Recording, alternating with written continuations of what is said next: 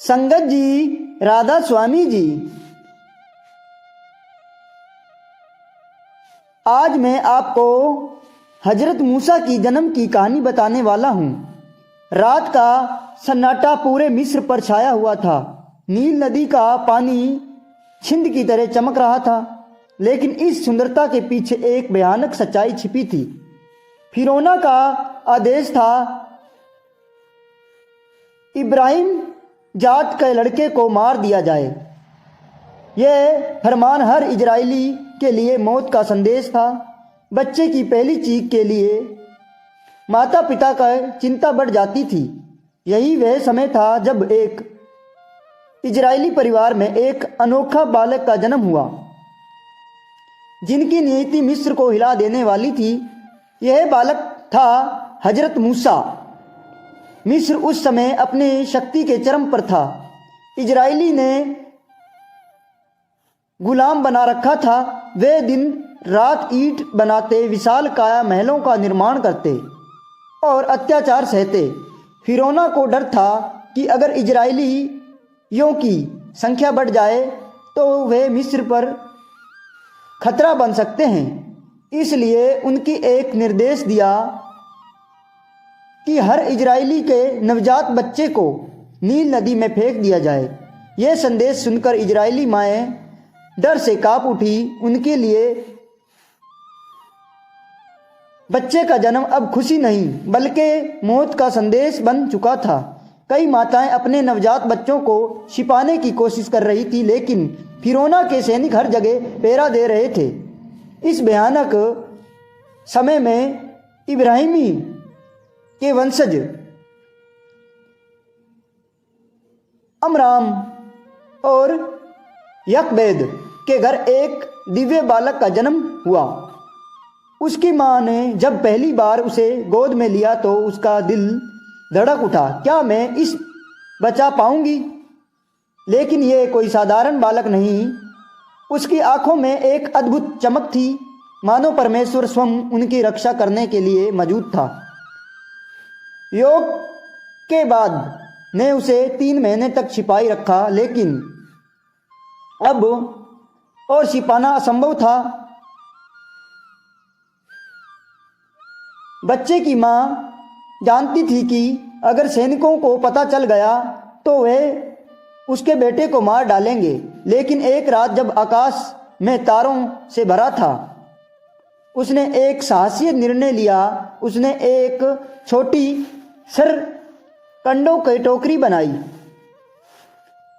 उसे जल रोधी करने के लिए उसमें चिकनी मिट्टी और राल लगाई और फिर उसमें अपना बेटे को रख दिया।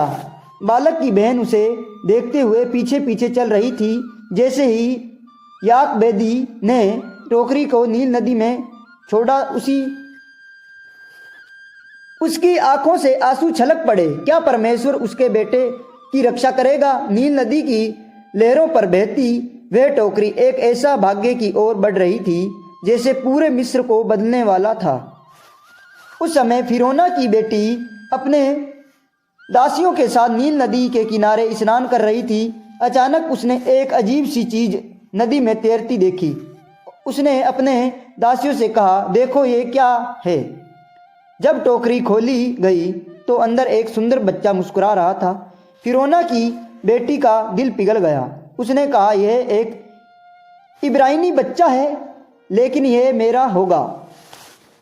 जब बालक की बहन ने यह देखा तो वह तुरंत आगे आई और बोली, क्या मैं आपके लिए कोई दाई बुलाऊं जो इस दे दूध पिला सके? फिरौना की माँ यानी फिरौना की बेटी ने सहमति दी और बालक की बहन भागती हुई अपनी माँ को बुला लाई। अब अपने ही पुत्र को फिरौना की बेटे की देखरेख में पाल सकती थी।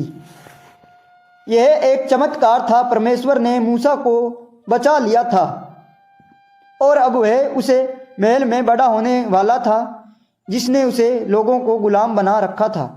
मूसा अब मिस्र के भव्य राजमहल में पलने लगा। फिरौना की बेटी ने उसका नाम रखा मूसा, जिसका अर्थ था पानी से निकला गया। महल में उसकी परवरिश किसी राजकुमार की तरह हो रही थी। उसे मिस्र की सर्वश्रेष्ठ शिक्षा दी जा रही थी। वे गणित, विज्ञान, युद्ध कौशल और मिस्र रीति रिवाजों में पूर्ण हो गया।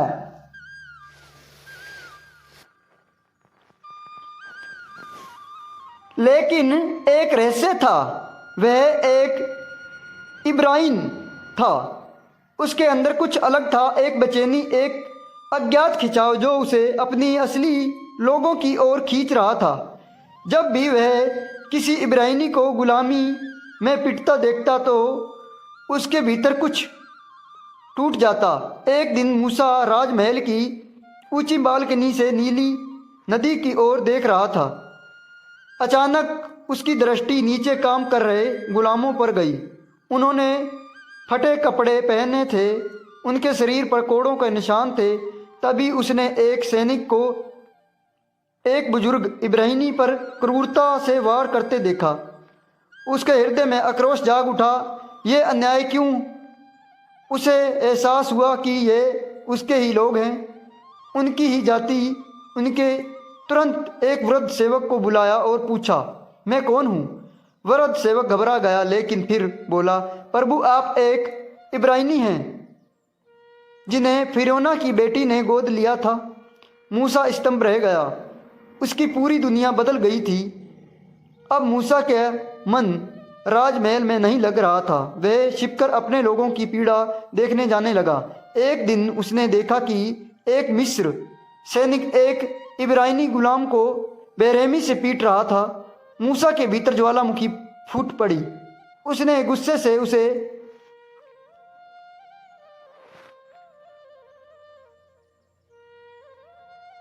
उस सैनिक को घूसा मारा और वह सैनिक मर गया। मूसा घबरा गया। उसने जल्दी से शाव को रेत में गाड़ दिया और वहीं से भाग गया। उसे लगा कि किसी ने नहीं देखा, लेकिन अगली सुबह जब एक इब्राहिमी व्यक्ति को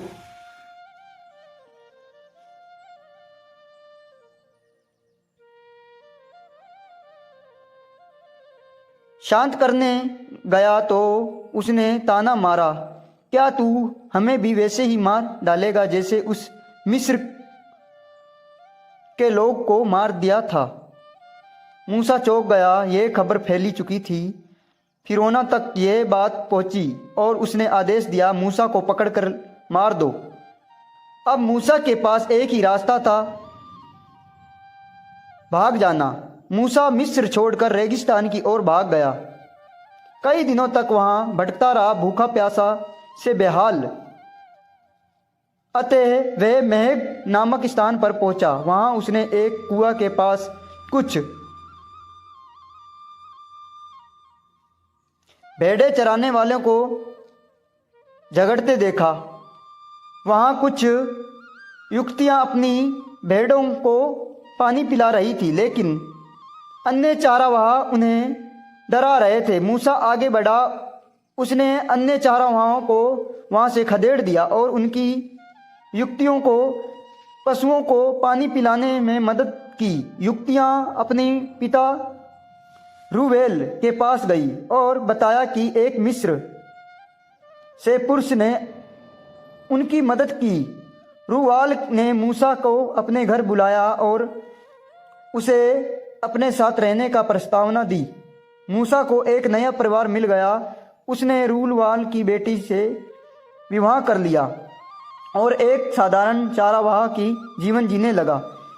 कई साल बीत गए। मूसा मिस्र से दूर एक नई जिंदगी जी रहा था, लेकिन परमेश्वर की योजना कुछ और थी। एक दिन जब मूसा अपने पशुओं को चराते हुए हीरा पर्वत पर पहुंचा, उसने एक अद्भुत दृश्य देखा। एक झाड़ी जल रही थी, लेकिन भस्म नहीं हो रही थी।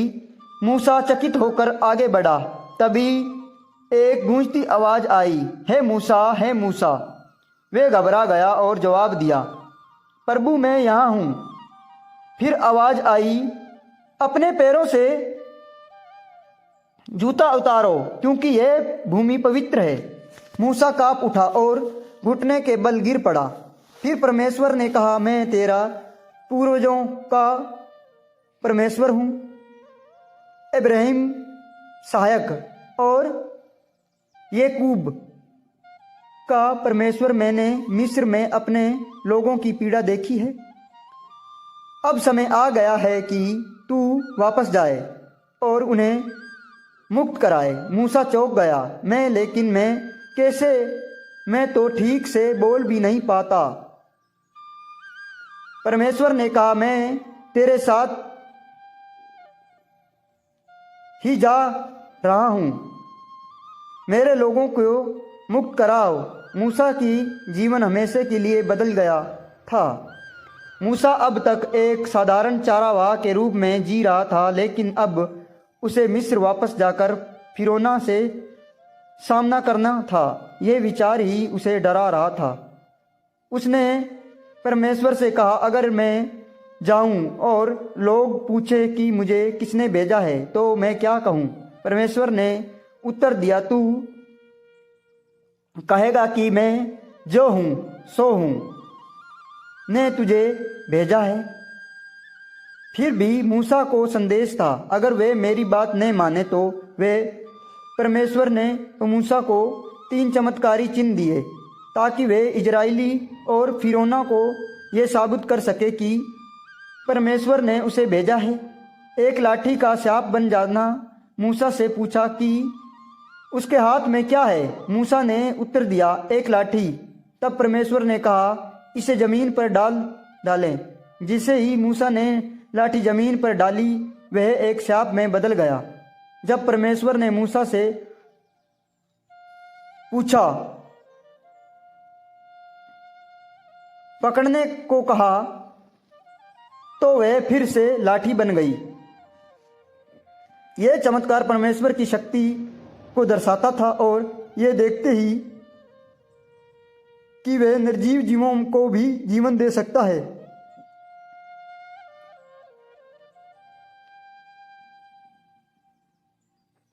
ठीक हो जाना। परमेश्वर ने मूसा से कहा कि वह अपने हाथ अपनी छाती पर रखे।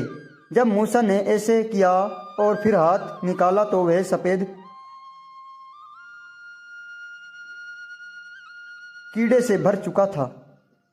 फिर परमेश्वर ने कहा कि वह दोबारा अपना हाथ छाती पर रखे। जब मूसा ने आज्ञा मानी और फिर हाथ बाहर निकाला तो उसके हाथ पूरी तरह ठीक हो गया।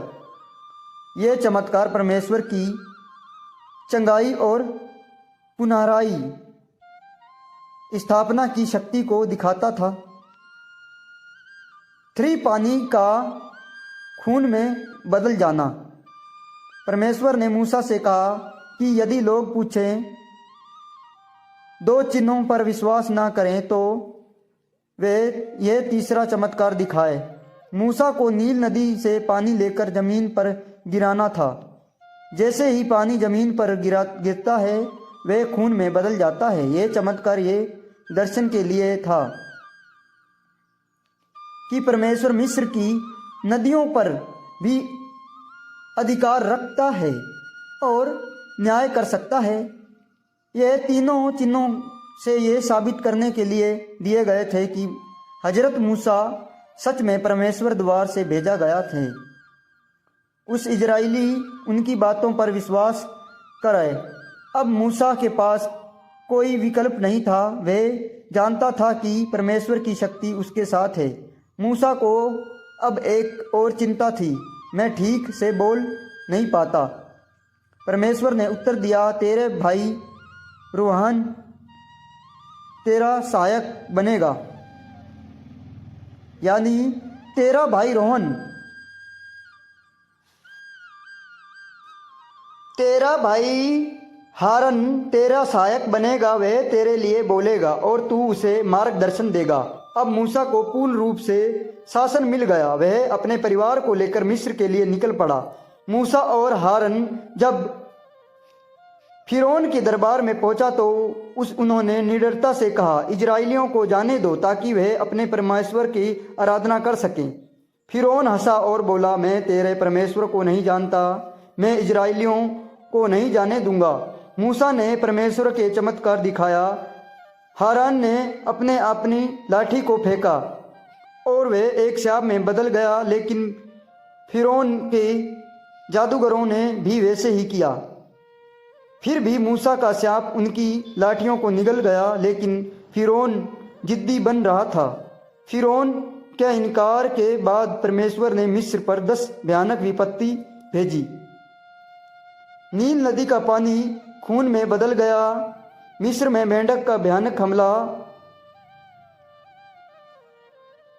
जुओं की विपत्ति आई, फिर मक्खियों का आतंक छा गया, पशुओं की महामारी फैली, मानवों और पशुओं को भयानक फोड़े निकले,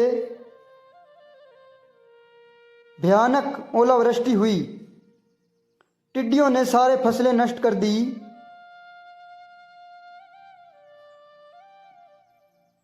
3 दिन तक घना अंधकार छा रहा था। मिस्र के हर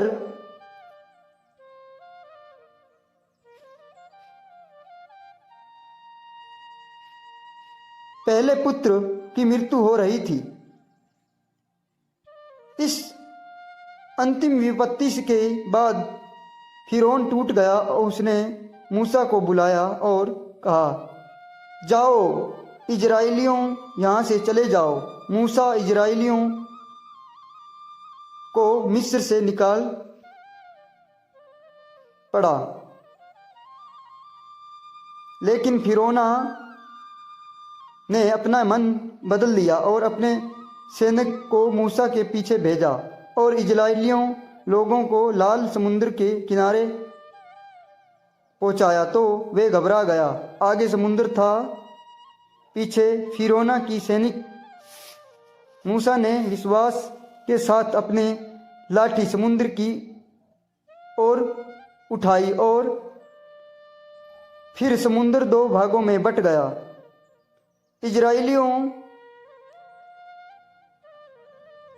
सुखद मार्ग से पार हो गए, लेकिन जब फिरौन की सेना ने पीछा किया तो समुद्र वापस अपने स्थान में आ गया और उनकी पूरी सेना डूब गई। इसे दिन इजराइली पूरी तरह स्वतंत्र हो गए, वे अब गुलाम नहीं थे। मूसा ने परमेश्वर से कहा, पर उन्होंने नृत्य दिया।